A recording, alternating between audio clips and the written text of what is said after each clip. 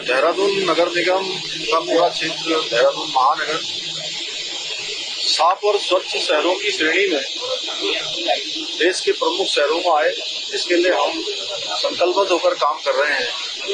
हमारे मेयर सौरभ दयाल के नेतृत्व में पूरा नगर निगम के अंदर अनेक प्रकार के अभियान चलाए जा रहे हैं और उसी अभियान के अंतर्गत 2 स्वीपिंग मशीनें, रोड स्वीपिंग मशीनें, जो एक बार में 40 किलोमीटर तक की ऐसे सफाई कर सकती हैं।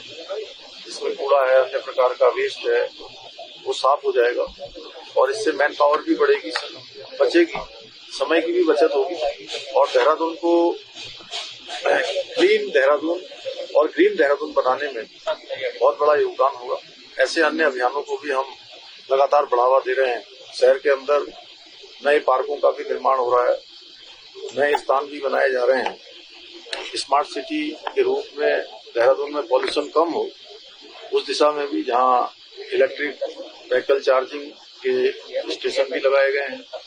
पिछले दिनों घंटाघर का भी सौंदर्यीकरण का कार्य हुआ है और यहाँ पर इलेक्ट्रिक बसें भी लगाई हुई हैं।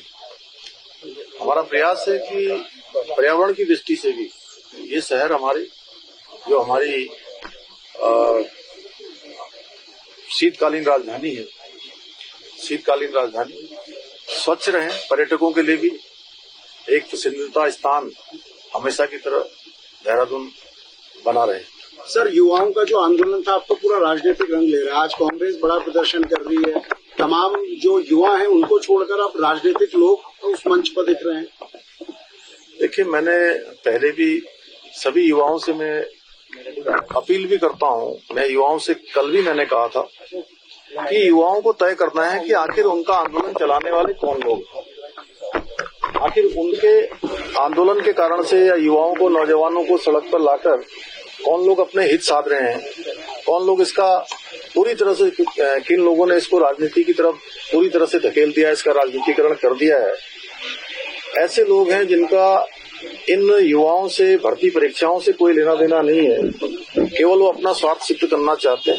लेकिन हमारी प्रतिबद्धता है, जैसे हमने 25,000 नियुक्तियां पारदर्शिता के आधार पर करी हैं, बिना किसी भ्रष्टाचार के किए हैं, हम आगे भी इस क्रम को आगे बढ़ाएंगे। हमारा संकल्प है, जो कैलेंडर है वो कैलेंडर जारी होगा। और जो वर्तमान प्रकरण आया था उसमें हमने युवाओं की तरफ से ही बात आई थी कि इस एक स्थान पर ये शिकायत आई है, इसकी जांच होनी चाहिए, निष्पक्षता से ये बात छात्रों के बीच में आनी चाहिए। तो हमने हाईकोर्ट के जज से जो है इसकी जांच के लिए उनके सुपरविजन में जांच कराने का सरकार ने निर्णय ले लिया है। एसआईटी गठित कर दी है और 1 माह तक भर्ती प्रक्रिया को पूरी तरह से रोक दिया है। कोई परिणाम आने वाला नहीं है और जो भी एसआईटी की जांच में सामने आएगा उसके आधार पर हम छात्रों के हित में जो भी निर्णय लेना होगा, हम 1 मिनट भी पीछे हटने वाले नहीं है। लेकिन ये भी दुर्भाग्यपूर्ण है कि छात्रों की आड़ में सरकार को निशाना बनाया जा रहा है, उसका राजनीतिकरण किया जा रहा है, देशद्रोह के नारे लगाए जा रहे हैं और सनातन धर्म का अपमान किया जा रहा है। ये निश्चित रूप से हमारे युवाओं को भी सोचना है और हमारे युवा राज्य के बहुत विवेकशील हैं, राष्ट्रवादी हैं। 2 अंतर्राष्ट्रीय सीमाओं से लगा हुआ हमारा प्रदेश है, ये पूरा देवभूमि है। देवभूमि के लोग निश्चित रूप से इस विचार करके वो आगे बढ़ेंगे। सर, नंदा चौकी के पास जो 16 तारीख को कोर्ट हो गया था, कल से आवागमन हेतु जो है वैकल्पिक मार्ग खोल दिया गया है मात्र 10 दिनों के अंदर। देखिए, हमारी प्राथमिकता है जहाँ भी आपदा आई है, जहाँ भी पुल, रास्ते, अन्य जो भी हमारी व्यवस्थाएं खराब हुई हैं, उन व्यवस्थाओं को जल्दी से जल्दी सुदृढ़ करना है, उनका पुनर्निर्माण करना है और लोगों के लिए एक उनके जीवन को आगे बढ़ाने के लिए, उनकी दिनचर्या को आगे बढ़ाने के लिए जो भी व्यवस्थित चीजें हैं, जो भी निर्माण है, उन सबको जल्दी से जल्दी पूरा करें जिससे कि जनजीवन सामान्य हो। उसी कड़ी में चाहे नंदा की चौकी का हो या हमारा मालदेवता की तरफ को जाने वाला सड़क हो जो टेहरी और देहरादून को जोड़ता है, इन सभी स्थानों पर त्वरित रूप से काम हुए हैं। गंगोत्री हाईवे चालू हो गया है, यमुनोत्री हाईवे चालू हो गया है और भी जो स्थान हमारे नंदा नगर से लेकर अनेक स्थानों पर बहुत ज्यादा मलबा आ गया, बड़े बड़े बोल्डर आ गए, उन सभी को हटाया जा रहा है। चाहे पौसारी गांव में बागेश्वर गया था तो लंबा रास्ता वहां का पूरी तरह से अवरुद्ध हो गया है। अनेक स्थानों पर सड़क मार्ग कट गया है, पुल भी ध्वस्त हो गए हैं।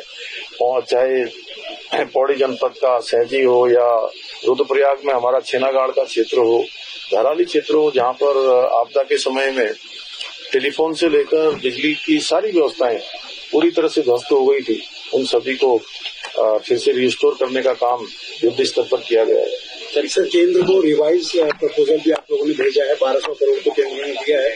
इसके अलावा भी केंद्र की टीमें भी आकलन कर रही है कई जगह। मैं आदरणीय प्रधानमंत्री जी का बहुत धन्यवाद करता हूं कि हर एक आपदा में उन्होंने हमारे राज्य का भरपूर सहयोग किया है। चाहे वो जोशीमठ की आपदा हो, चाहे वो पिछले साल केदार घाटी की आपदा हो या अन्य आपदाएं जो समय पर, या तो चाहे हमारी माड़ा में आया हुआ एवलॉन्च हो, हर समय उन्होंने हमारा सहयोग भी किया है, हमारा प्रोत्साहन भी किया है और जो जरूरी मदद है वो भी दी है।